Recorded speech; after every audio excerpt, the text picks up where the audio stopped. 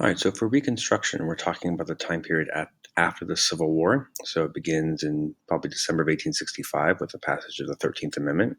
This abolished slavery and kind of fulfilled the purpose of the Civil War, kind of finalized or continued on from what the Emancipation Proclamation had said, and ended slavery in America. It lasts for about 12 years or so. So it kind of ends in January of 1877 with the Compromise of 1877.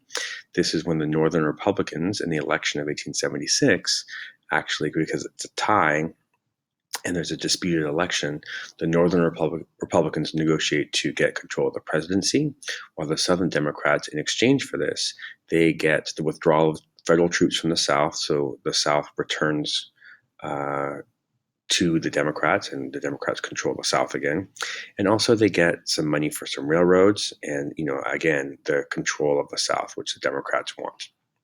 All right, so during Reconstruction, there's a lot of things going on here. So Lincoln, at the very beginning here, he had proposed this plan in 1863, the same year as the Emancipation Proclamation, this 10% plan, which was kind of lenient towards the South. It provided for voting rights for African Americans, and 10% of the white people in the southern states had to take a loyalty oath before they could become a state government, before they could become part of the Union again.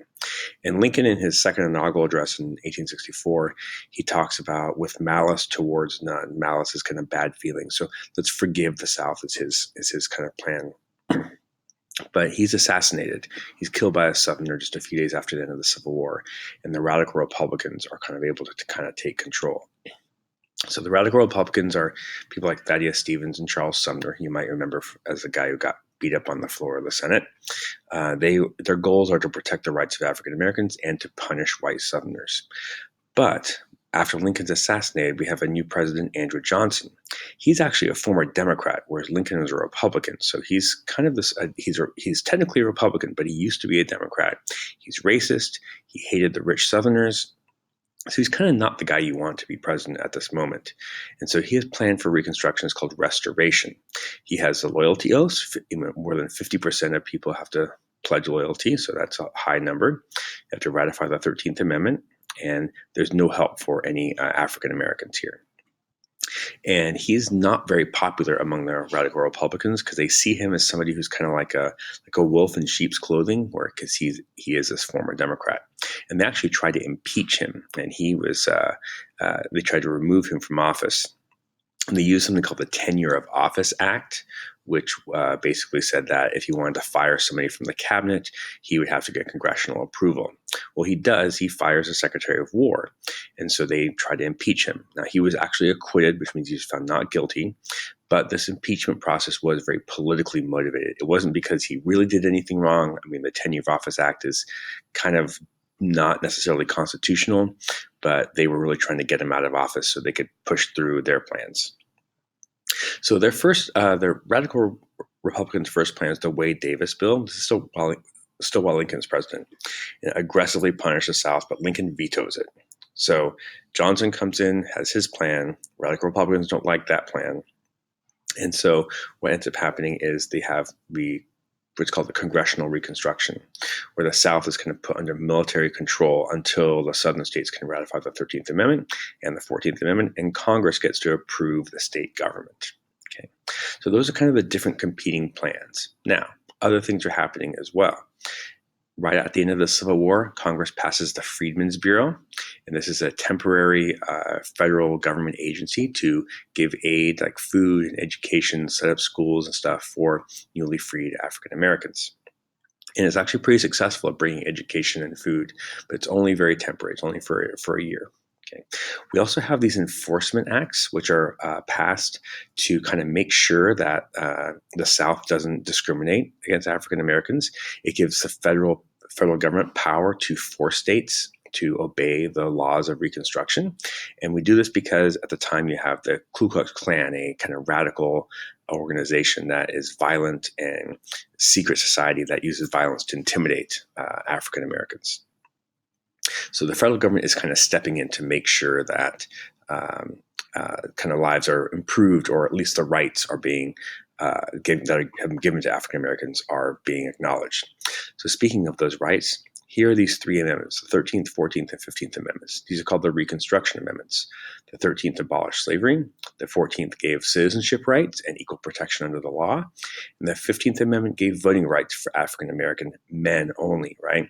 So at this point, we have universal male suffrage. So women cannot vote. So some of the women's rights activists were opposed to this amendment because they worked for abolition, and they thought that when African Americans were given rights, that women would be given rights too. But that wasn't the case. So they were kind of opposed to how this was working. All right. So while what's happening in the South is we have kind of Southern government, you have two groups of people, two groups of white people, scalawags, who are Southerners that have become Republicans instead of Democrats. And their goal is like they want economic development of the South. They want to bring industrialization to the South. The other is carpetbaggers. Carpetbaggers are Northern Republicans who actually move south to settle. So they're seen as kind of like intruders or people coming from out of town. And they're all kind of involved in Southern government. You also have, for the first time, African Americans being elected to Congress. So Hiram Revels is an example of this. He was the first African American senator. So you have African Americans for the first time ever having a voice in government. Now, this is only temporary until the end of Reconstruction. Then they will no longer be allowed to do that. We'll talk more about that later. The Southern governments at the time, too, were also perceived as corrupt. There was a lot of perception that governments were corrupt. White Southerners like to blame that on the African American legislators, but that really wasn't the case. Corruption was kind of the norm. Okay. All right. So that's kind of the Reconstruction era. Some of the things that were kind of going along. If Reconstruction is all about kind of bringing equality for African Americans in the South, there's some things that don't. The Black Codes were passed by Southern state governments that really restricted the activities of African Americans. It's kind of like slavery, but without the labor part. Like African Americans weren't allowed to travel in groups. They weren't allowed to be unsupervised. They needed permission to move places. They could be arrested for not having a job, right? So these are all restrictions to kind of keep African Americans at the bottom of society, even though technically they're no longer slaves. President Johnson, who vetoes the first Civil Rights Act of 1866 because he is racist, right? So he doesn't really want to see improvement for African Americans. Economically, you have the sharecropping and crop lien system. This is a cycle of debt and poverty that kept African Americans on some of the same farms, plantations that they worked on when they were slaves. But this time they rented the land, but they were kept in a cycle of debt because they didn't have any money, so they borrowed money from the landowner to pay for tools, seeds, clothes, food, all that kind of stuff. And in exchange, the landowner would take a portion of the crops that they grew. So that meant by the end of the year, when the harvest came in, they didn't have anything left. So they had to borrow more money for the next year. So they were kind of trapped in this cycle of poverty. So economically, African Americans are not so much better off. They do have rights now under the Constitution, but the federal government has to make sure that they are being enforced, because you do have organizations like the Ku Klux Klan and other white Southerners that are actively trying to prevent African Americans from advancing.